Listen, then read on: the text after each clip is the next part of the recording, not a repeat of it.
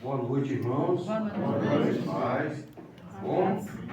Bom, deixa eu só me organizar aqui rapidinho. Enquanto isso, olhe para a pessoa que está do seu lado, e essa pessoa é quem Deus colocou na sua vida, e diga assim: como foi sua semana?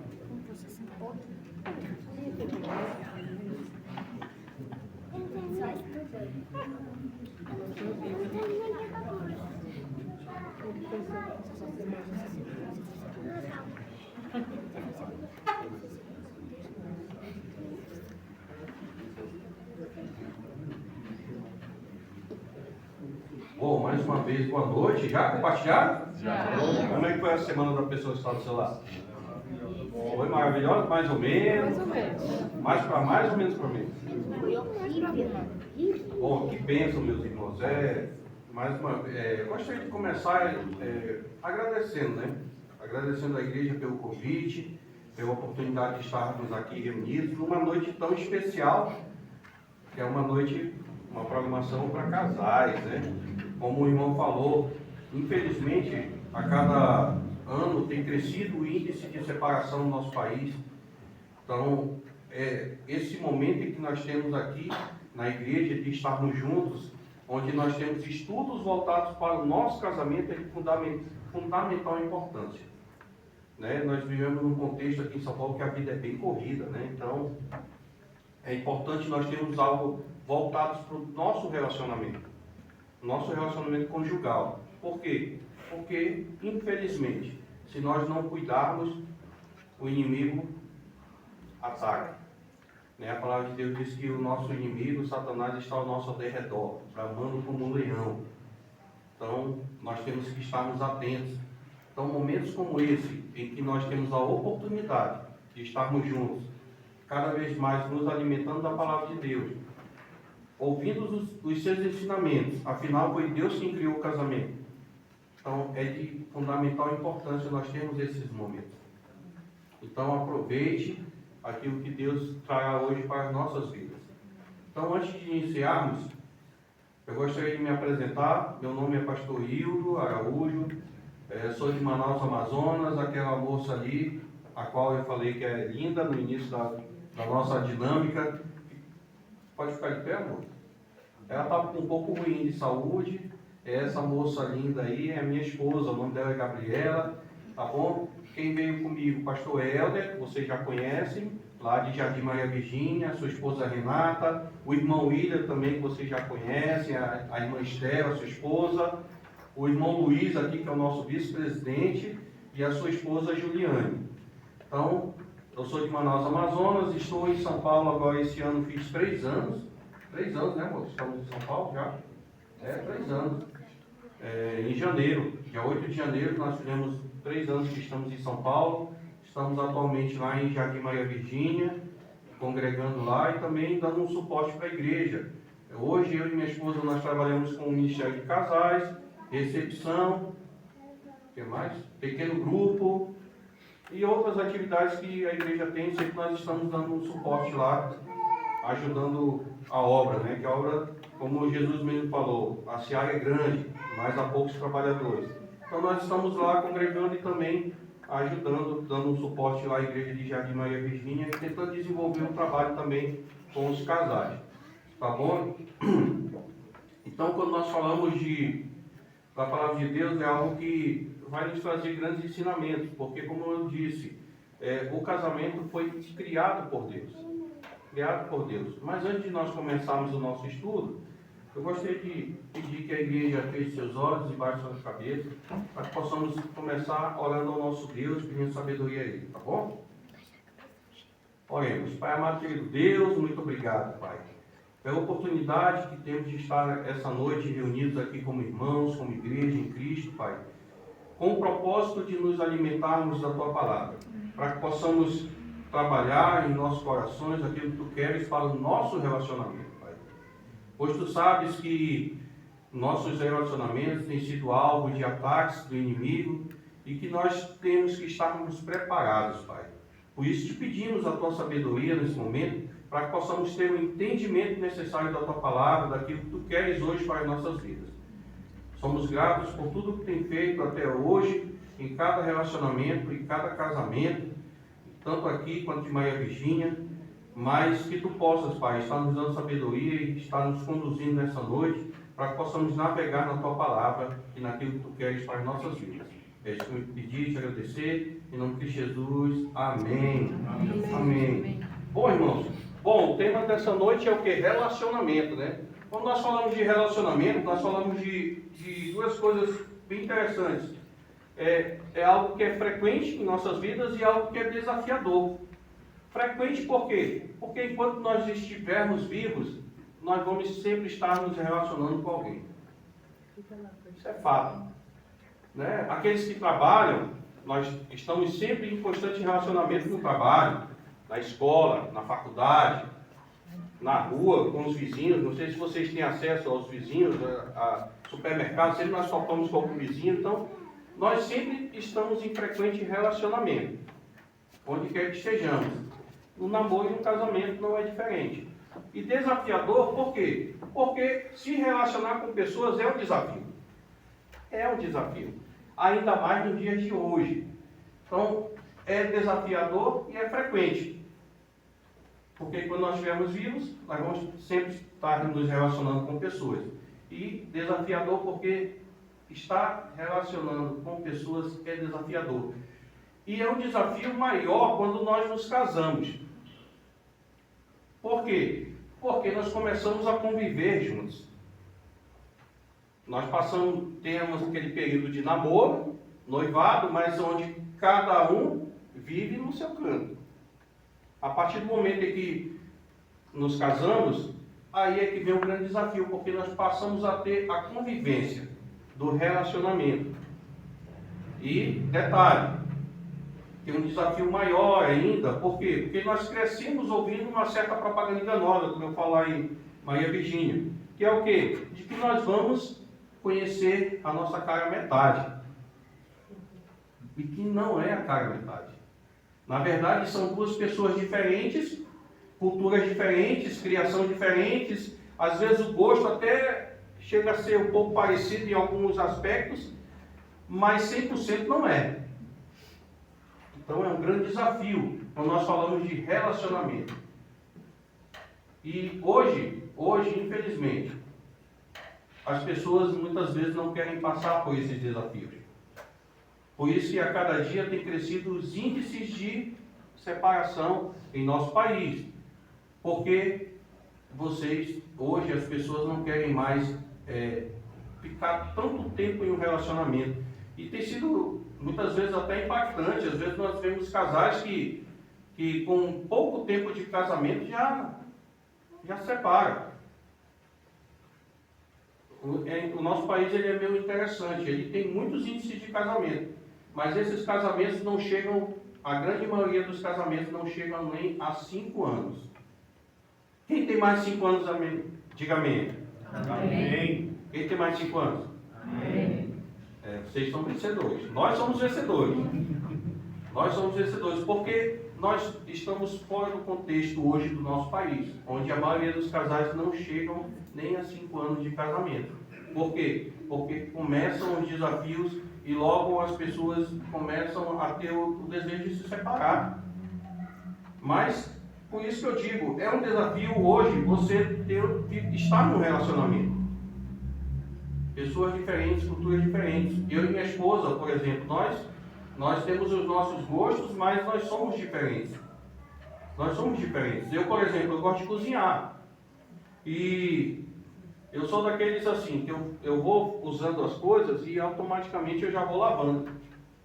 Porque eu penso o seguinte, quando eu terminar a minha refeição, vai estar somente os pratos. Não vai ter mais panela e as outras coisas. Eu sou desse jeito. A minha esposa não.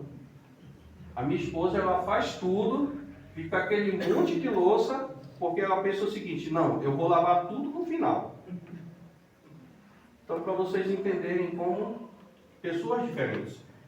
E aí, quando começam a ter um relacionamento conjugal, muitas vezes tem um certo conflito. No início, eu e ela, nós tínhamos muitos conflitos por causa disso. Eu fui criado de uma forma, por exemplo, a casa onde eu fui criado, na casa da minha avó, onde eu cresci, eram aquelas casas onde era tudo organizadinho no seu devido lugar. Daquelas casas que, se for embora a energia, você no escuro sabe onde está qualquer coisa. Imagina. Entendeu? O nível de organização. Já minha esposa não, ela já não é outro patamar. Entendeu? Por exemplo, se eu for beber água, eu pego o copo, eu bebo água, eu devolvo o copo de onde eu tirei. A minha esposa bebe água, o copo fica onde ela estiver. Então, no início, olha só o desafio do relacionamento conjugal. É um desafio. Fala, Deus, né? É um desafio ter esse relacionamento. Mas eu separei hoje 4 pilares do qual nós vamos tratar sobre o relacionamento, 4 pilares fundamentais para um bom relacionamento. O primeiro pilar é o que o irmão falou, o irmão Cris, né? É o irmão Cris ali. O irmão Cris até falou, comunicação. Primeiro pilar para nós termos um bom relacionamento conjugal é a comunicação. Olha, falar uma coisa para vocês. Tem empresas que fecham por falta de uma boa comunicação. Imagina casamento.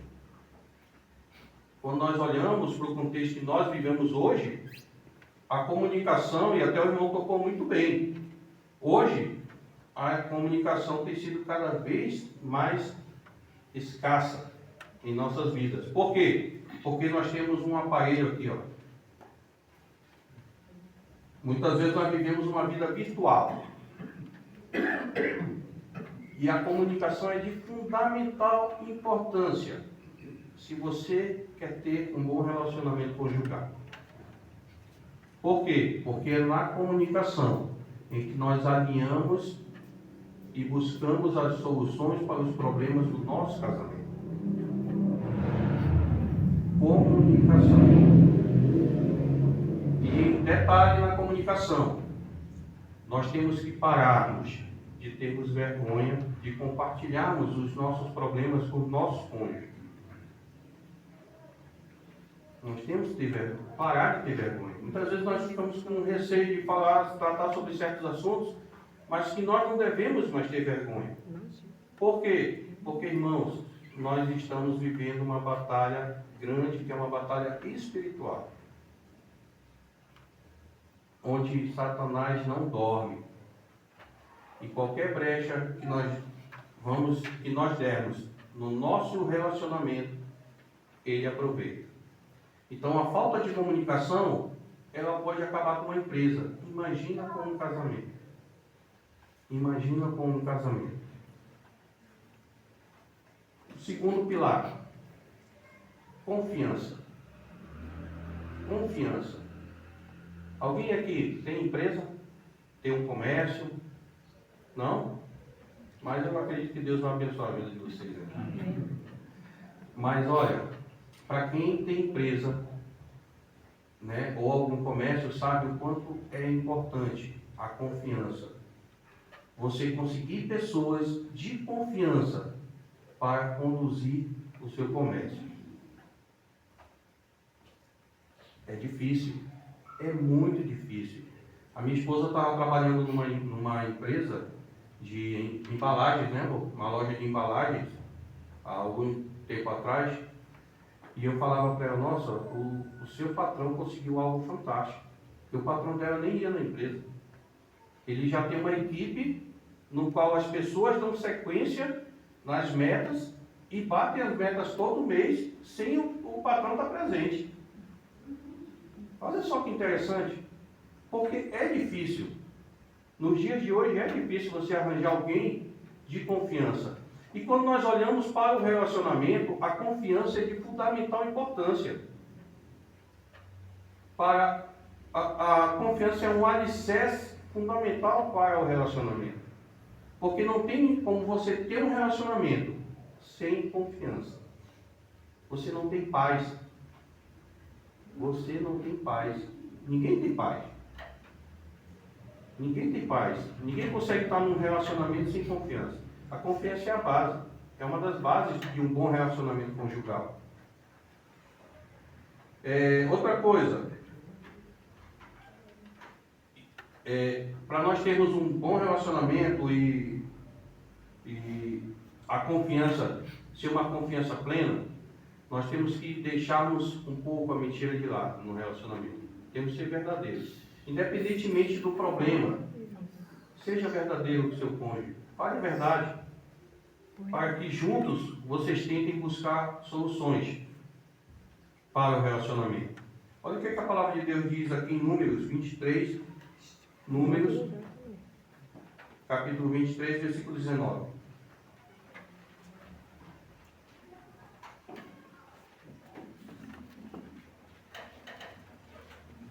Números 23, versículo 19. Quem achou, diga amém? Amém. Quem não achou? Misericórdia, né? Aqueles que são da EBD, né? Da salinha. Olha o que a palavra de Deus diz. Deus não é homem para que Minta. nem filho do homem para que se arrependa. Porventura, diria ele, e não o faria? Ou falaria e não o confirmaria? Então, aprenda uma coisa. Deus não é o Deus da mentira. Se você aceitou a Cristo, se você verdadeiramente aceitou a Cristo, a mentira não pode mais existir em nossas vidas, principalmente no nosso relacionamento. Por quê? Onde há mentira, quem é o pai da mentira? Hã? Eu vi os cochichos, né?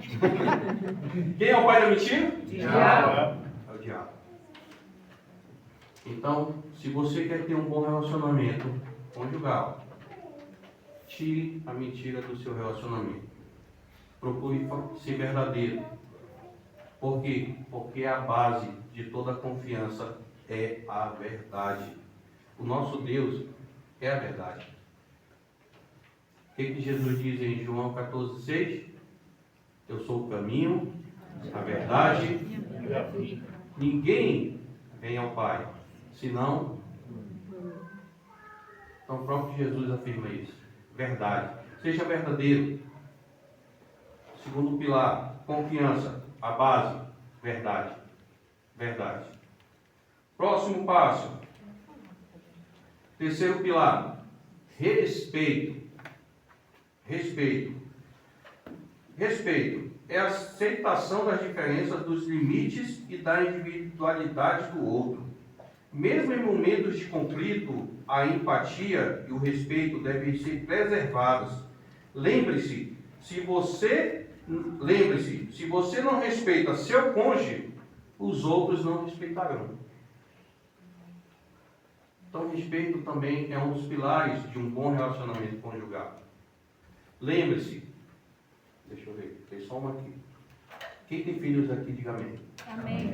Lembre-se que dentro da nossa casa nós temos pequenas pessoas que convivem conosco e que observam tudo o que tem acontecido no nosso relacionamento também. Nós temos que ser exemplos para os nossos filhos. E se você, homem, não respeita a sua esposa, e se você, esposa, não respeita seu marido, pode ter certeza que seu filho não respeitará também.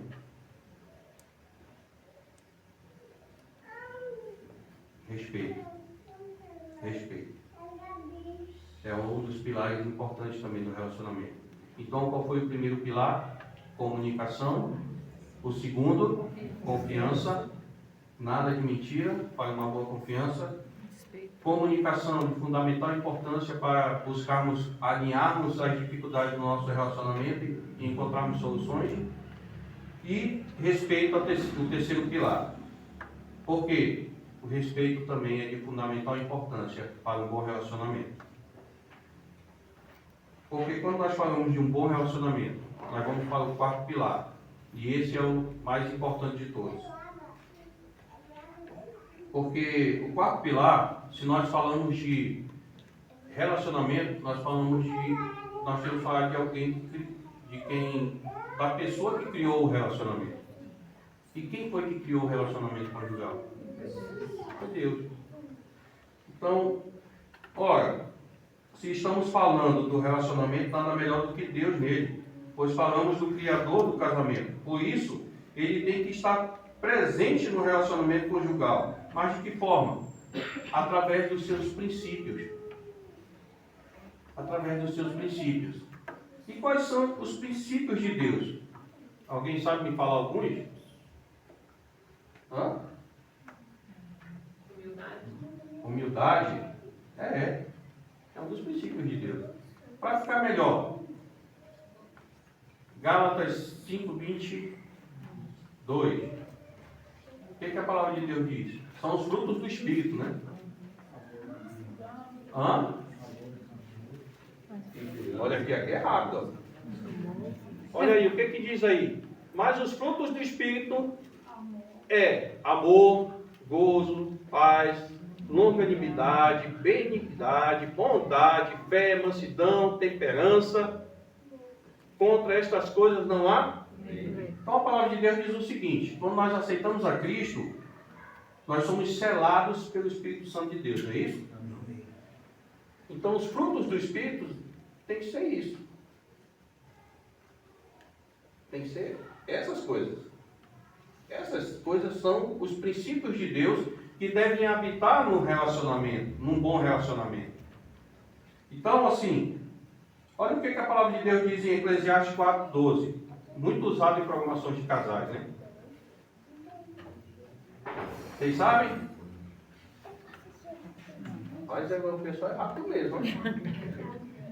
E se alguém prevalecer contra um, os dois lhe resistirão. E o cordão de 3 dobras não se quebra tão depressa. Olha só, um versículo que é muito usado em programações de casais. E esse versículo ele diz assim: o cordão representa um relacionamento fortalecido quando duas pessoas, como um casal, andam juntas, sendo a terceira dobra o próprio Deus. Quando Deus está junto, tudo muda num relacionamento. Então entendam isso. Se Deus foi quem criou o casamento, nada melhor e mais justo do que de que ele faça parte do relacionamento. Porque eu mesmo, ser humano, eu sou falho. Minha esposa é falha. Mas existe algo diferente quando nós aceitamos a Cristo. O meu pensamento não tem mais que prevalecer. A minha vontade não deve mais prevalecer. Nem a vontade dela. O que deve prevalecer, se nós somos cristãos e aceitamos a Cristo e entregamos nossa vida para Jesus, são os princípios de Deus. Tem um filme, sempre eu já falei várias vezes para a Maria Virgínia desse filme. Tem um filme, eu compartilho muito no nosso pequeno grupo, que diz o seguinte: em seus passos, o que Jesus faria? Quem conhece esse filme? É bom, né? Filme muito bom. É um filme, eu acho que no YouTube tem, se não estou enganado. Deve ter no YouTube? Olha aí. O nome do filme é Em Seus Passos, o que Jesus faria? Quando nós trazemos para nossas vidas, quando nós tomamos decisão, o que tem prevalecido, a vontade de Deus ou a nossa? Então é algo que nós deveríamos exercitar. Quando nós pensamos em fazer algo, em nossos passos, o que Jesus faria em nosso lugar?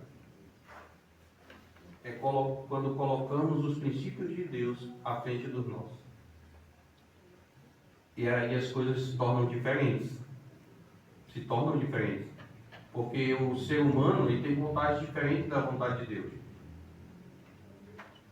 Lembra que nós temos uma batalha. E essa batalha nós vamos seguir com ela até o final das nossas vidas, e quando nós estivermos aqui na face da terra. Mas a vontade de Deus é totalmente diferente. Por isso que quando Deus faz parte do relacionamento, o relacionamento é diferente. E eu gostaria de mostrar para vocês um exemplo clássico de como isso funciona, quando Deus faz parte de uma família e quando Deus faz parte de um relacionamento. Vamos lá para 2 Samuel, capítulo 6, versículo 1 ao 12. É uma história bem conhecida. Eu gosto demais, né? Eu gosto demais.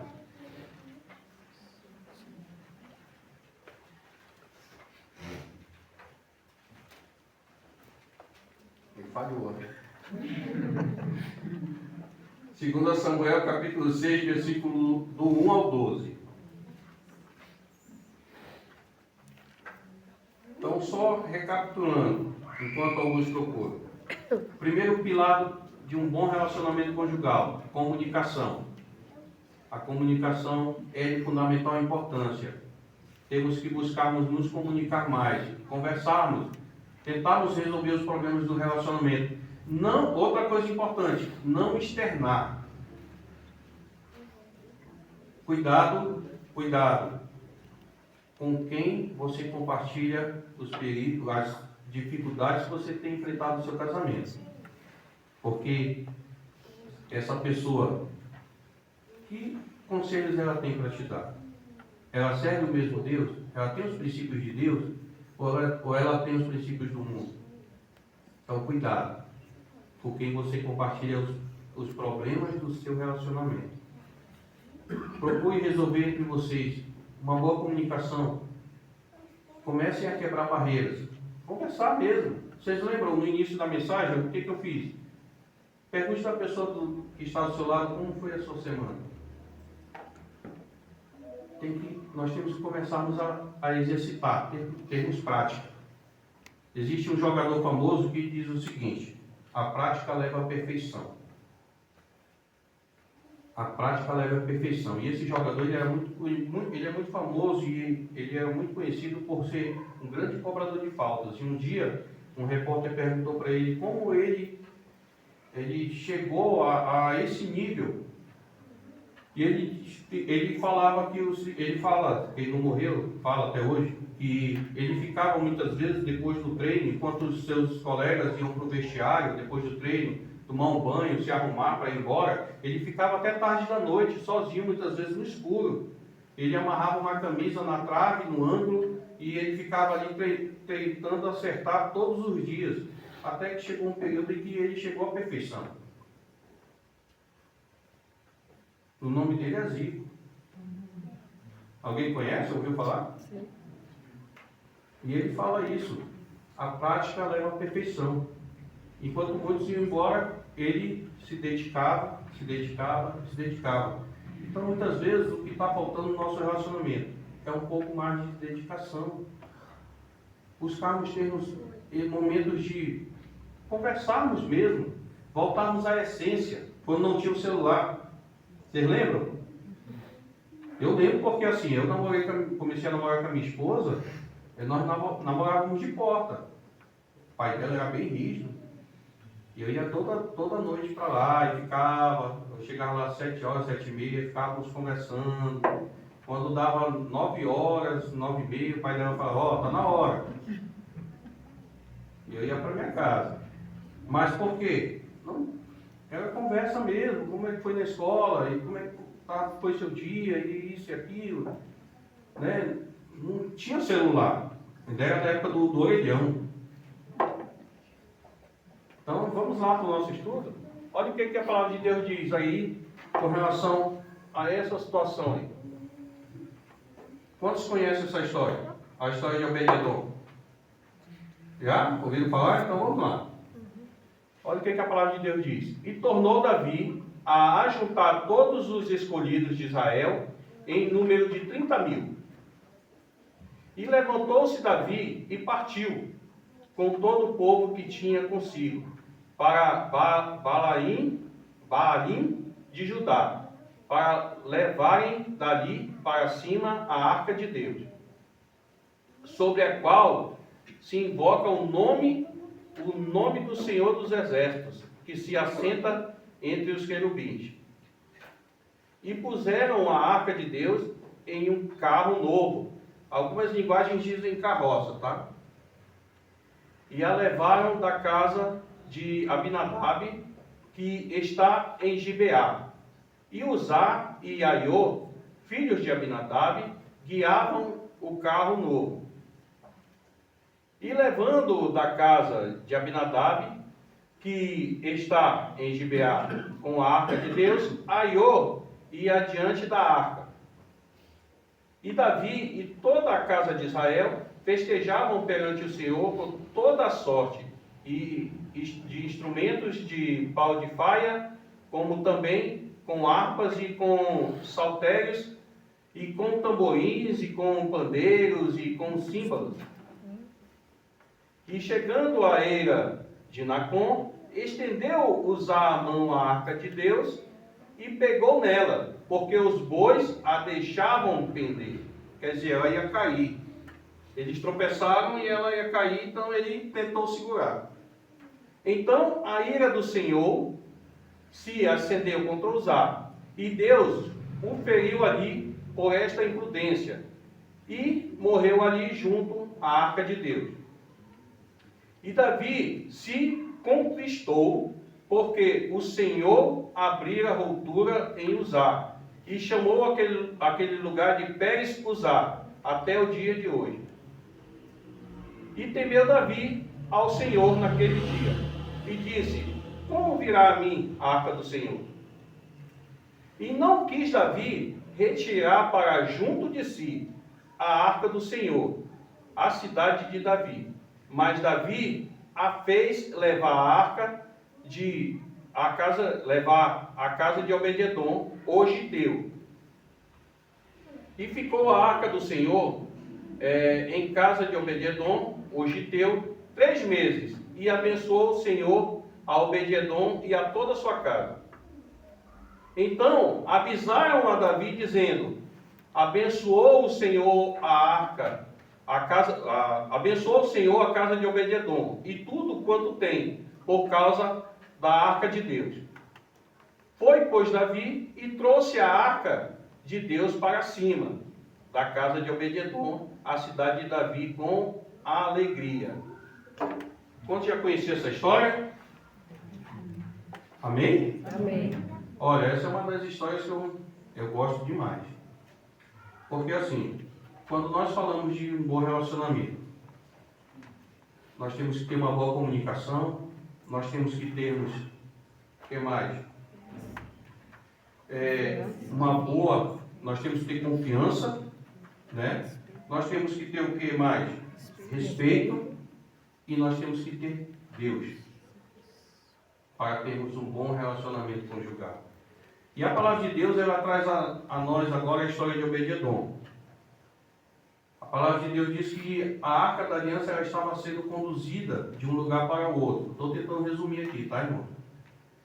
E o que aconteceu foi que no meio do caminho, os bois tropeçaram. Em algumas linguagens diz que os bois tropeçaram. E aí, Uzá tentou segurar a arca da aliança para que ela não caísse. E ao tocar na arca da aliança, Deus se enfureceu e ele morreu ali, naquele momento. E o que aconteceu? Certamente, as pessoas ficaram com medo. Todos ficaram com medo, inclusive Davi. Então, Davi desistiu de continuar levando a arca e pediu que fosse levada para a casa de Obed-edom. E ele seguiu. E um detalhe importante: o tempo em que a arca da aliança ficou na casa de Obed-edom, 3 meses, a casa de Obed-edom foi muito abençoada. Muito abençoada. Então tem alguns contextos aí. Uzá, ele não poderia tocar na arca da aliança. Quem conhece bem a história, Uzá não poderia. Ah, Deus foi ruim. Não. Deus foi justo.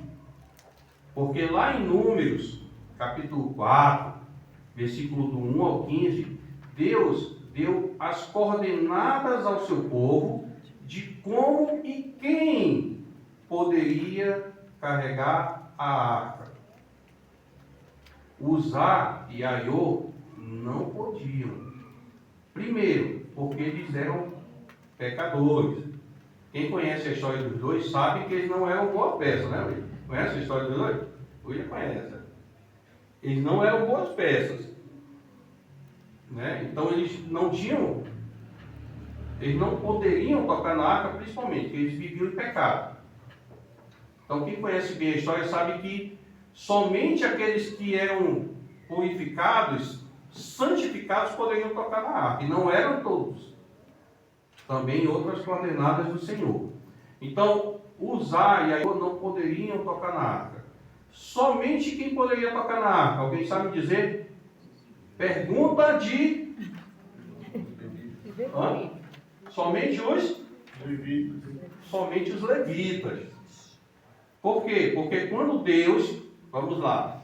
Contexto histórico. Eu estou resumindo, irmãos, tá? Para nós sermos breves. Quando Deus instituiu o tabernáculo, lembra das 12 tribos? Pai Jacó tinha 12 tribos, 12 tribos. Então, Deus ali naquele momento, ele deu uma ordem para cada tribo. Cada tribo tinha uma responsabilidade específica ao redor do tabernáculo. E somente os levitas eram aqueles que tinham um dever maior, que era de ser os obreiros. Eles entravam no tabernáculo, limpavam, organizavam tudo, para que quando Moisés entrasse, estava tudo ok. Eram os famosos obreiros, os levitas, né? Hoje se fala muito do levita, é quem toca, quem canta. Não. Os levitas são os obreiros, até nos dias de hoje. Né? Então, e detalhe importante, nos dias de hoje, das 12 tribos, a única tribo hoje ainda que se consegue identificar são os levitas. As outras todas, algumas ficaram extintas, tem no máximo 3 tribos hoje ainda existem, mas poucas ainda. Das 3, as únicas que são certas mesmo, que todo mundo sabe quem são os levitas, porque para começar uma programação na sinagoga, né, tem que ter um levita. Para começar essa leitura que nós fazemos a abertura da programação, tem que ser um levita. Então, os levitas é que poderiam tocar. E o detalhe, Obed-edom era um levita. Estava ali. Estava caminhando junto. Mas Davi não fez o que era certo. Não colocou ele para conduzir a carroça. Estava sendo conduzida a arca de forma errada. Então, o nosso relacionamento conjugal, quando ele é conduzido de forma errada, ele sofre as consequências. Ele vai sofrer as consequências. Então, o que nós podemos tirar de lição? Quando Deus foi habitar na casa de Obed-edom, porque o que representava a Arca da Aliança naquele tempo? A presença de Deus entre o povo, não é isso? É o que representava Deus. Então Davi ficou com medo pelo que aconteceu com Uzá e não quis mais seguir. E os outros, certamente, todo mundo ficou com medo ali. Porque viu um homem morrer ali, instantaneamente. Então, Davi deu ordem de que a arca fosse levada para a casa de Obed-edom. Por quê? Porque ele era um levita, e aí ele começou a fazer o que era certo, né? Com medo, vamos para a casa de Obed-edom. Porque ele pode. Deixaram lá. Só que aconteceu um fato importante. A Arca da Aliança, ela representava a presença de Deus aqui na terra, perto do seu povo. Então, quando a Arca da Aliança foi para a casa de Obed-edom, automaticamente a casa de Obed-edom começou a ser abençoada pela presença de Deus em sua casa. E o que aconteceu foi que Davi, quando chegou a notícia a Davi, dizendo, olha, a casa do Obed-edom lá está sendo abençoada, tudo está prosperando, ele e a sua família estão prosperando. O que Davi fez? Opa, vamos lá buscar a Arca da Aliança e trazer para cá. Por quê? Porque quem é que não quer ter uma casa abençoada? Alguém não quer? Quem quer ter uma casa abençoada, diga amém. Amém. Então, se nós queremos ter um bom relacionamento conjugal, Deus tem que fazer parte da nossa casa. Deus tem que fazer parte da nossa casa. Não esporadicamente, mas sim frequentemente. Através da meditação, comunicação, respeito, confiança e os frutos do Espírito, do qual nós acabamos de ler. Deus tem que fazer parte da nossa casa. O que muitas vezes tem acontecido é que Deus só tem feito da parte do nosso casamento na igreja, mas quando nós saímos daquela porta para casa, as coisas mudam. Porque o nosso desafio, irmãos, não é nós sermos cristãos na igreja, é nós sermos cristãos da porta para fora. Porque quando Deus faz parte de um relacionamento, as coisas são diferentes. As coisas são diferentes. Mas, pastor, eu não tenho tempo, eu trabalho demais, eu não consigo ter um tempo para conversar com a minha esposa. Deixa eu lhe falar uma coisa, sabe quem não tem tempo? Conheço um lugar onde não tem tempo. Está cheio de gente que não tem tempo. Cemitério. Quem está no cemitério, aqueles ali não tem mais tempo. Aqueles ali não tem mais tempo. A palavra de Deus diz em Eclesiastes 3:1. O que diz? Há tempo para tudo. Então, se o Criador do tempo diz que há tempo, quem somos nós para dizer que não há tempo? O que falta é nós entendermos que é importante nós chegarmos em casa e buscarmos conversarmos com o nosso cônjuge, tentarmos alinhar os problemas que nós temos, tanto nosso de relacionamento quanto na criação dos nossos filhos. Porque outra coisa que a palavra de Deus nos ensina deixa eu lembrar aqui, Salmos 127, versículo 4. Alguém lembra? Salmos 127, versículo 4. Opa, olha aí, ó. Tá igual aqueles, como é? Delivery, né? Tinha uma pizzaria lá em Manaus que o merchan dela era o seguinte: ligou, pediu, chegou. Olha só o que a palavra de Deus diz: como flecha na mão de um homem poderoso, assim são os filhos da mocidade. Bem-aventurado o homem que enche deles a sua aljava. Aljava é aquela coisa que coloca atrás, aqueles que já brincaram de arco e flecha, né? Tem aquelas coisas atrás aqui onde você vai colocando as flechas aqui, vai tirando e... não serão confundidos, mas falarão com seus inimigos à porta. Então a palavra de Deus diz algo interessante no versículo 4, no início lá. Como flechas na mão de um homem poderoso, ou em alguma linguagem diz na mão do arqueiro, assim são os filhos da mocidade. Quem já brincou de arco e flecha, diga amém. Você sabe que para brincar de arco e flecha você faz isso aqui, né? É isso? Isso. E para você acertar, o que você faz? Você mira, né? Direciona. Então a palavra de Deus está dizendo o que, meus irmãos? Que os nossos filhos são como flechas nas nossas mãos. Quem tem que conduzi-los, eles é nós. Nós temos que conduzir nossos filhos no caminho do Senhor. Por quê?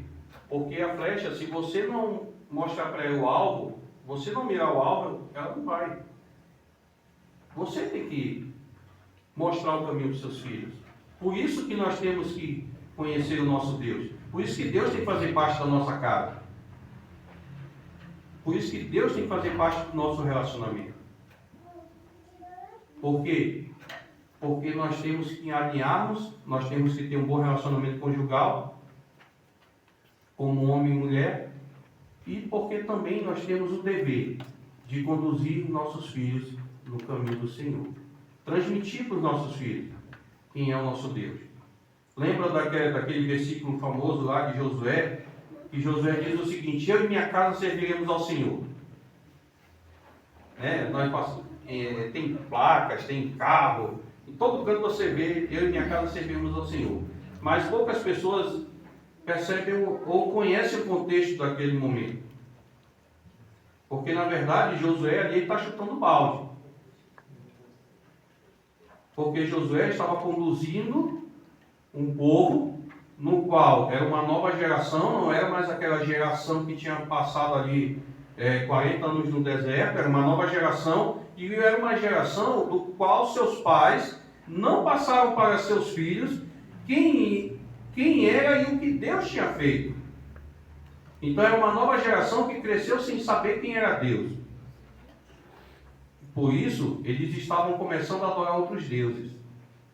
Então Josué fala o seguinte, ele diz: olha, se vocês querem seguir os deuses dos amorreus, dos antepassados e etc, e blá blá blá, que sigam, mas eu e minha casa serviremos ao Senhor. Então, irmãos, nós temos que repassar para os nossos filhos quem é o nosso Deus. Muitas vezes nós queremos terceirizar. Nós jogamos a responsabilidade para a igreja, jogamos a responsabilidade para a tia da salinha, mas é nossa responsabilidade, porque eles são flechas nas nossas mãos. Nós que temos que guiar nossos filhos. E detalhe, a flecha, ela acerta o alvo com mais força e mais velocidade quanto mais você puxa para trás. Né? Quando você puxa para trás aqui, que você solta, ela vai que nem um raio. Então, nossos filhos são flechas em nossas mãos. Então, por isso que Deus tem que fazer parte do nosso... Por isso que Deus tem que fazer parte do nosso relacionamento. Tem que fazer parte verdadeiramente do nosso relacionamento. Diariamente do nosso relacionamento. Nós não devemos fazer com que Deus só faça parte do nosso relacionamento nos momentos difíceis, mas não que Ele faça parte todos os dias. Para que nós possamos dizer: eu e minha casa serviremos ao Senhor. Para que a nossa casa, assim como a de Obed-Edom, seja grandemente abençoada. Então, você quer ter um bom relacionamento? Primeiro, conjugal, comunicação, respeito, confiança e Deus. Se você quer ter uma casa abençoada, Deus tem que fazer parte dela. Deus tem que fazer parte do seu relacionamento. E como é que Ele vai fazer parte? Primeiro, vocês como casal têm que fazer um compromisso. Por isso que é bom ter uma boa comunicação. Vocês têm que ter um compromisso de diariamente buscar ter meditação. Vocês têm meditado com Deus? Têm conversado com Deus diariamente? Eu e minha esposa, nós temos uma prática bem legal. Inclusive o irmão Cris até falou algo aqui e eu lembrei. Nós todos os dias nós oramos. Todos os dias nós oramos. Já é tão normal que quando um esquece, o outro cobra. Olha só. Por quê? Porque já é algo do cotidiano. Nós acordamos. Alguém aqui consegue passar o dia sem se alimentar? Não? Para vocês olharem o meu nível aqui, isso aqui não é academia não. Eu gosto bastante de comer. Então assim, é importante para nossas vidas o alimento? É importante. Assim como para a nossa vida cristã. É importante Deus estar presente. Para nós termos um bom relacionamento conjugal. E nós temos que fazer com que Deus faça parte desse relacionamento. Porque nós temos o dever, como cristãos, de vivermos um bom casamento e também repassarmos para os nossos filhos quem é o nosso Deus. É isso, meus irmãos. Nós temos que passar para os nossos filhos quem é o nosso Deus. Por quê? Porque Uzá foi abençoado. Porque Deus fez parte da sua casa. E eu acredito, meus irmãos, que quando Deus faz parte da nossa casa, as coisas são diferentes. são diferentes. Por isso, convide Deus para fazer parte da sua casa. Busque quebrar barreiras como comunicação. Busque ter mais respeito. Tenha respeito entre vocês. E ter confiança. Porque a confiança, relacionamento sem confiança é nada. É nada. E aí eu gostaria de convidar a irmã Estela para compartilhar um louvor, que é um louvor que vai relatar muito bem sobre relacionamento com Deus. O nome do louvor é Eu Sou Teu Pai, né? Esta?